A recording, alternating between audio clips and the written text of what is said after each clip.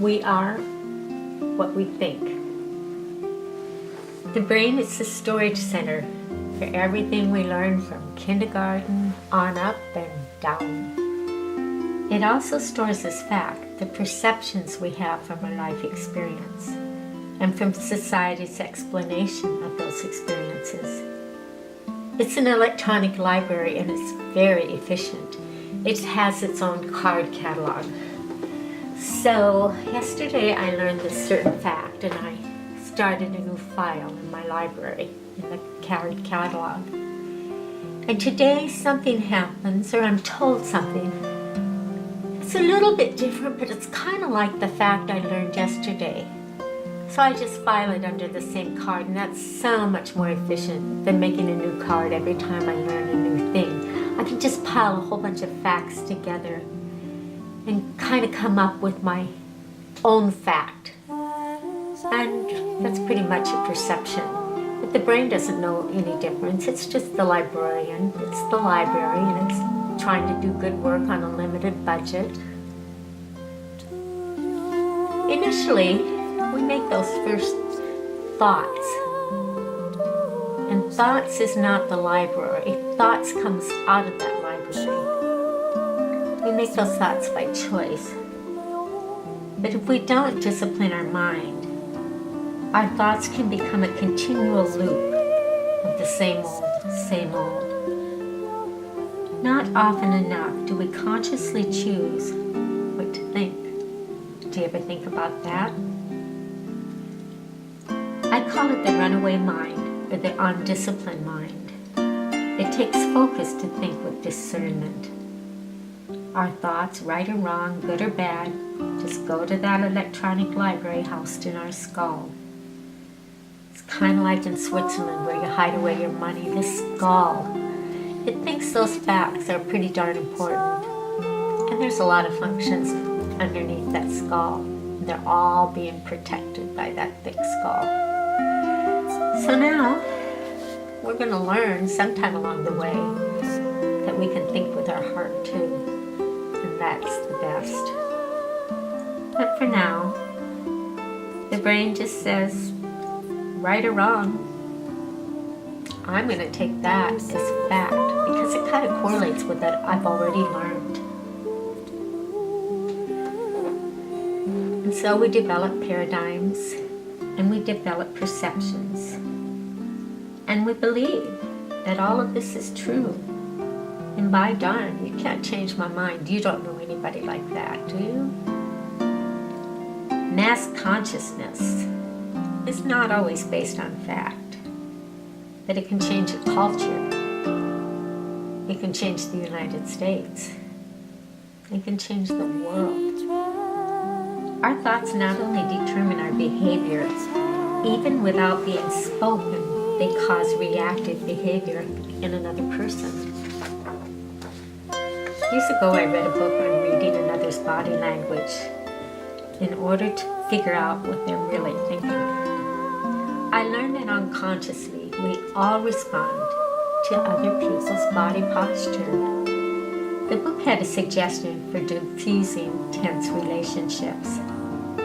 Since our thoughts unconsciously create the way we hold the muscles of our face and the extremities of our body, we may read the unspoken messages signaled by another as we observe the way they're standing, the way they set their mouth. Edgar Allan Poe said, "If I can make every muscle in my face mirror the muscles of your face, I can read your mind." The book on body language suggested that if we want a better relationship with someone, instead of fighting it out or talking it out, change your thoughts about that person. When you change your thoughts, the way you hold your body, the way you hold your face changes. And that person, without even realizing it, is picking up that change. And they change. I tried that trick with an old curmudgeon whose behavior triggered me, triggered a lot of people at work. I was kind of surprised it actually worked. He became became much more reasonable and generous with himself and his time. But over time, I developed political eyes and came to see the world as black and white, good and evil. I did not know how to shift my reactions to the chaos in our government and in our world. And then I heard the still small voice. Those whose avarice and selfishness are creating suffering, they're just a mirror, Gloria. They're showing you your own potentiality for wrongdoing. Love that part of yourself. Then look to the perpetrators and feel compassion for the prison in which they are locked.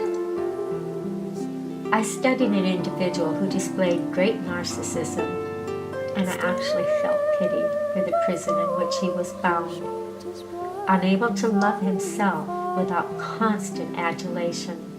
I read of a drug addict who sexually assaulted a month-old child, and I felt anguish for the internal toxins that were poisoning his mind and his life expression. If we do not allow ourselves to peer below the surface of another's overt behavior, we will never see the anguish that brought them to this place in life. When we judge without understanding, we are vulnerable to becoming just as toxic as that which we hate. When this truth was revealed to me, I went to the meditation room, where the armor of judgment I had worn just simply crumbled. Knocking down walls we have built around ourselves is a hard day's work. That night, my mother and father came to me in a dream. I said, "Am I dying?" But they really didn't answer. When I shared the vision with my husband in the morning, he said, "You know, your old self died.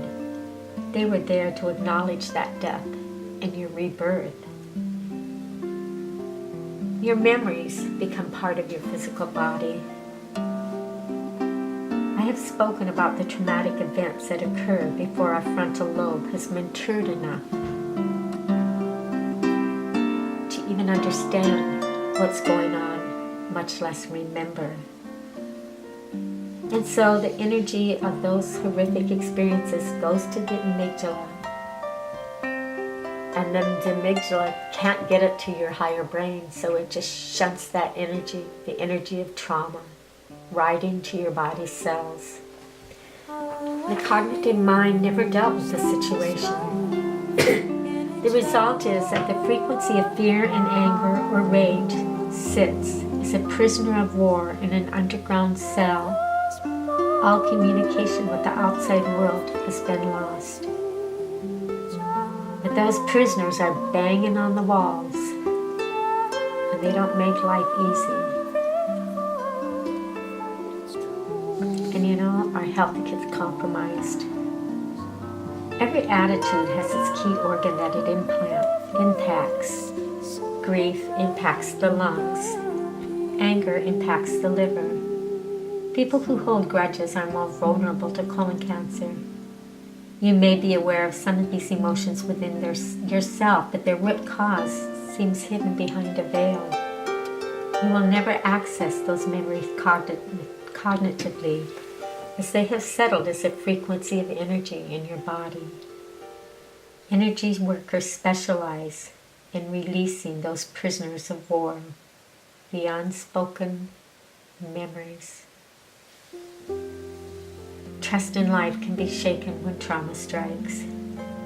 You swear that you will do whatever it takes to prevent this from happening again. You make vows that you believe will prevent the worst of life's experiences from repeating. I'm never going to do this, and then I'll be safe. If I always do this, and you see this a lot in women who have been abused, they become very good at charming with this little subtle flirtation. Because if the man believes she thinks he's really special, he won't hurt her. Children do this. You'll see them laughing when they're actually afraid that you're angry. We don't remember making those vows, but we live by them. Some deep inner prompting is controlling our lives, keeping us safe, but not really. Traumatic memories not only lower your frequency, their energy is stored in proteins that are expressed in your DNA. These methylated proteins can be passed on from generation to generation. DNA methylation is profoundly connected to mental health and one of several epigenetic mechanisms that control the way our genes are expressed. In other words, we will not be the same person, and our children and grandchildren will inherit the genetic modification. The list of disorders caused by methylation is too long to add. But if you're interested, Google the article Methylation, What It Is and How It Affects You by Samantha Gilbert. Again, Methylation, What It Is and How It Affects You by Samantha Gilbert. It'll blow you away how your experiences create changes in your DNA that can lead to depression or anxiety, which is passed from generation to generation. It's scary and it's sad. Samantha says that it affects our ability to think clearly, have meaningful relationships, a healthy body, or live a fulfilling life. Environmental toxins, our food sources, emotional trauma, and genetic complications all lead to methylation of our proteins and our DNA. We are the guardian of our health, and we must attenuate as many of these factors as possible. There is hope. Observe your thoughts, and you will find your way to transformation. If you have lost your joy and feel lethargic, you may find yourself reaching for sugar, coffee, nicotine, or drugs, all which fire up your dopamine receptors. This is a warning sign that your body needs help to overcome the effects of stress. You can easily Google a list of foods that increases your dopamine level. If you feel unusually anxious and find yourself binging on carbs, you most likely have a low level of serotonin. Life Extension has a natural supplement for this, optimized saffron. Saffron is just a normal herb, a lot of Indian dishes. Tests have shown that it increases serotonin levels better than antidepressants, which have side effects. When you have done all you can from a physical standpoint, tip the scales in favor of greater healing. Now, by taking your mind to the mind of Christ, which is sourced from Prime Creator, the frequency from the greatest source of healing will flow through the meridians of your body. I want to paraphrase a lesson from Dr. Jim Deaver's new book, Flowing in Freedom, Mastering the Simple Shift from Suffering to Joy. To truly awaken, we must be totally honest as we search ceaselessly inward for the answer, why am I not yet free? We must leave no stone unturned in our quest for freedom, no thought unexamined, but ultimately we discover that one single thought alone is responsible for our doubt, our suffering and misery. That thought begins with the word I. It begins with our ego, our sense of being separate, our need to be special. Yet we are unaware of the source of our stories. Once we dissociate from the story of me, we come upon a peace that is beyond understanding. We will still have an I thought. We are not ashamed of the person we have worked to become, but now we know that we are so much more than that egoic self. We still have stories, many of them, and it's great fun to sit around with friends and share those memories. We enjoy them because they're entangled in our emotional body. But as I learned that night in Peru when I almost died, we are not that story.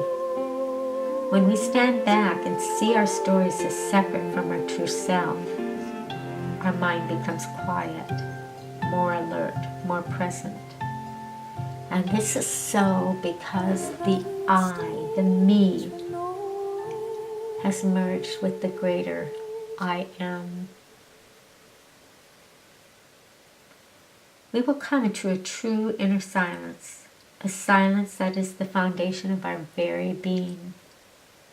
It is a silence that is healing, vast beyond worlds. And that silence is the source of all. Here you enter an infinitely vibrant love, deeply felt compassion, and doing so will entrain sparks of creative energy. You have become the silence. Philosopher Keith Ward writes, "Our purpose is to develop the awareness of ourself as part of the wider consciousness of Supreme Spirit and to unite with that consciousness." Sandra Walters encourages us, allow yourself to experience intimate moments with pure source consciousness. You will be flooded with unconditional love. The intimate moments with source. She also teaches that this intimate connection with Divine Spirit actually activates the DMT, which is secreted in our pineal gland. DMT elevates our mood and creates expansive and compassionate thoughts.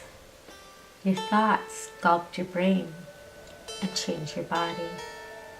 Every thought you have causes neurochemical changes, some temporary and some lasting.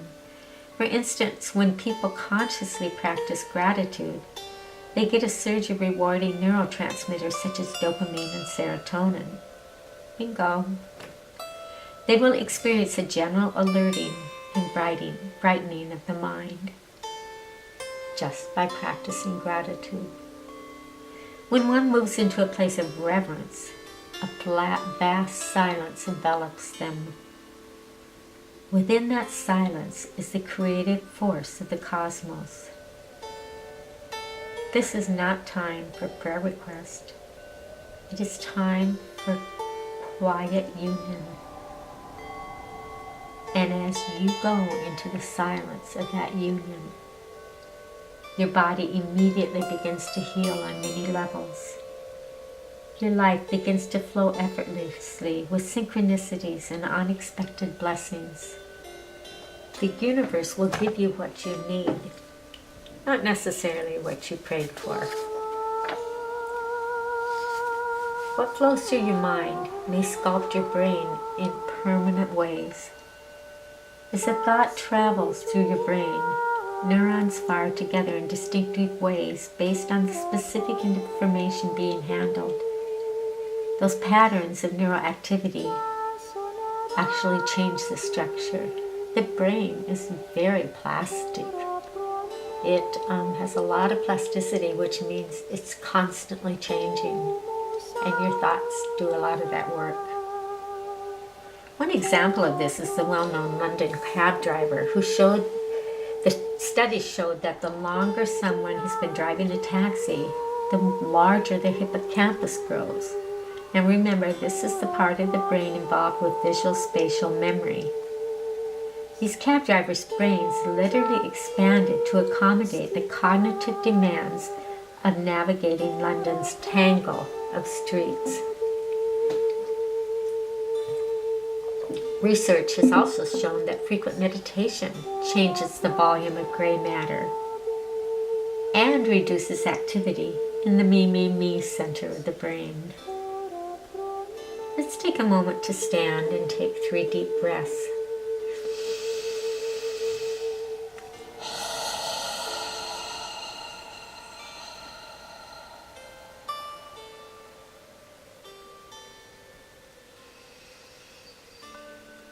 go within as you're breathing and open your heart to that cosmic silence, the vastness of that silence.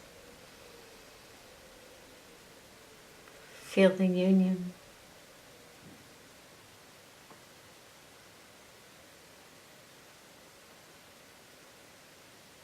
Okay, let's recap. A thought is an electrical, chemical event taking place in your nerve cells.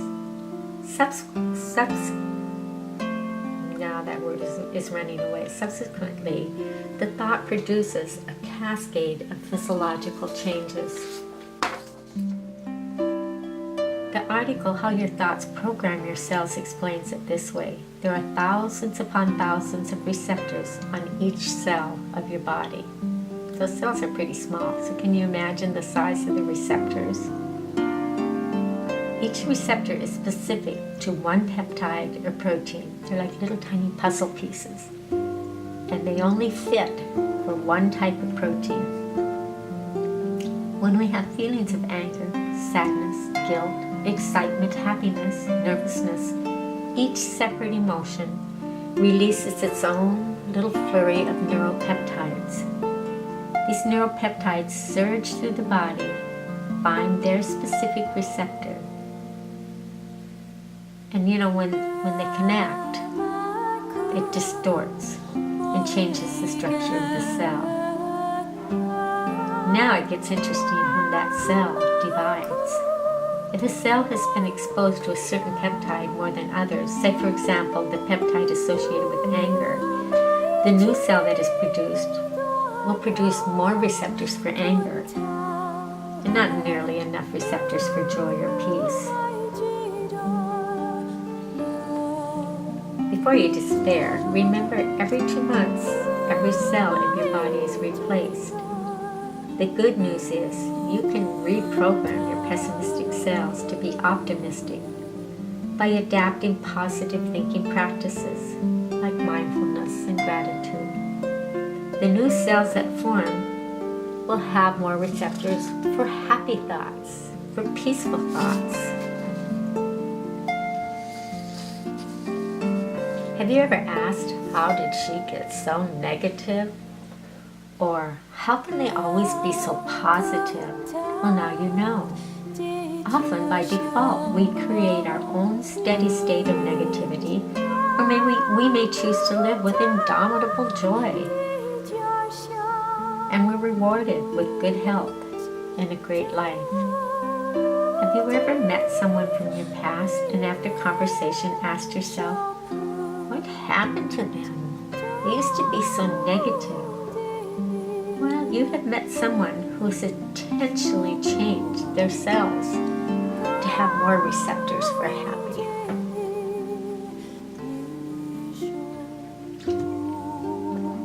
That's pretty heavy work you're doing when you change the expression of your cells.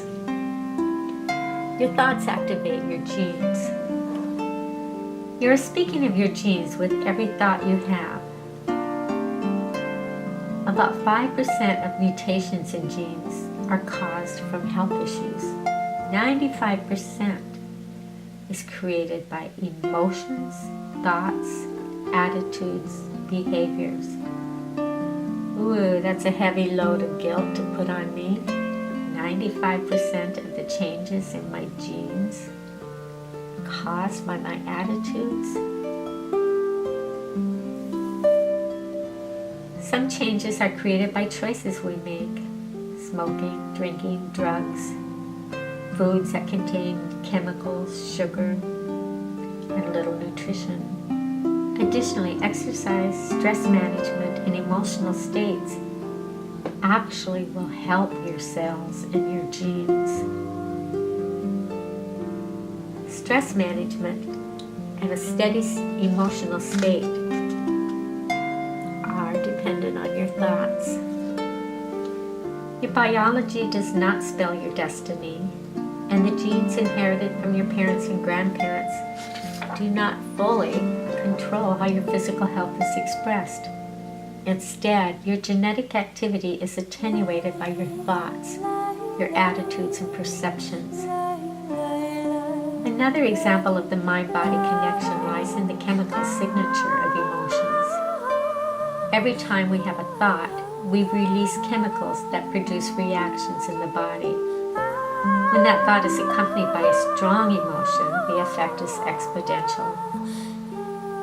The autonomic nervous system offers us two options for full body response, but they're not triggered by our thoughts, they're triggered by our emotions. It's all done at the autonomic level, not at a thinking level. So our body responds to our emotional state, which is often caused by the amygdala. If we have fear or great stress or anger, the sympathetic discharge of adrenaline and cortisol puts our defense system on high alert. It's like those little beep, beep, beep warnings. And so the sympathetic discharge, you're shaking, your eyes dilate, your skin gets cold and clammy, you're ready to fight or flee. Our blood pressure is affected, and over time, if this is sustained, strokes and heart problems start their preparations for a sneak attack. The more we can maintain a steady state of quiet confidence, the more our body functions like a well-tuned machine. Now this makes me think of the yoga practice. For a lot of people, this is one of the most beautiful, easy ways of setting up our body for that, to live in that steady state of peace.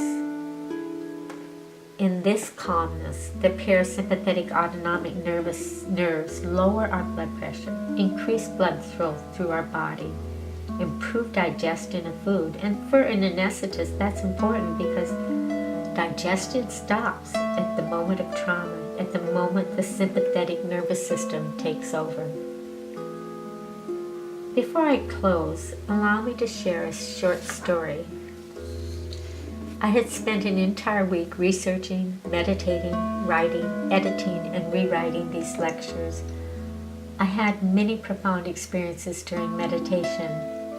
Then I received news via Facebook that my dear friend was moving 14 hours away. I wrote to her the next morning. I have to tell you, it was like a gut punch when I read that your dream of moving to Colorado is about to become reality.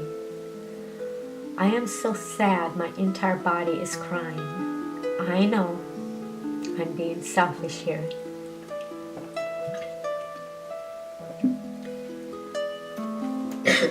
I laid in bed and I prayed, God, I feel awful. I am really sad, and I know these aren't good thoughts. The answer came, sad is real. What is not real is your mind denying feelings and emotions. Give your emotions the freedom to experience this potential loss, and you will be fine. So I did. I shut my mind down and I just went into the emotion. My body felt better so quickly that I was stunned. This was a clean cut. I hurt, I cried, I healed. I realized that my mind should never demand that I stuff my emotional experience. What I disallow will jump out at me in the most inopportune moment. My thoughts did not need to be in control of my grief. Rather, like a kind old friend, they wrapped themselves around me and became quiet as I wept. I ask you to go to an incident that left you in deep grief. There will be no mental chatter about the good, bad, or ugly about what you're feeling. No psychological dissection of the emotion or its cause. No judgment and no denigration of yourself for what you are feeling.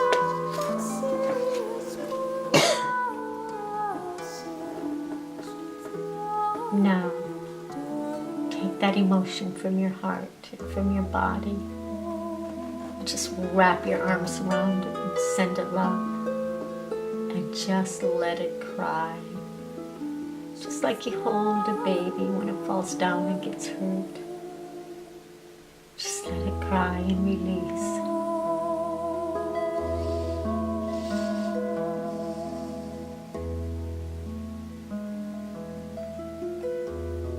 Embrace the ebb and flow of feelings while your thoughts stay put on hold. Their job is simply to honor. As you allow your entire body to feel the emotion, take a big breath and let it out with a sigh. Repeat this.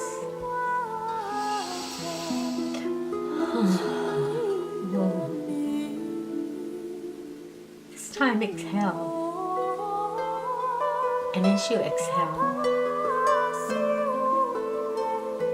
moan. Oh.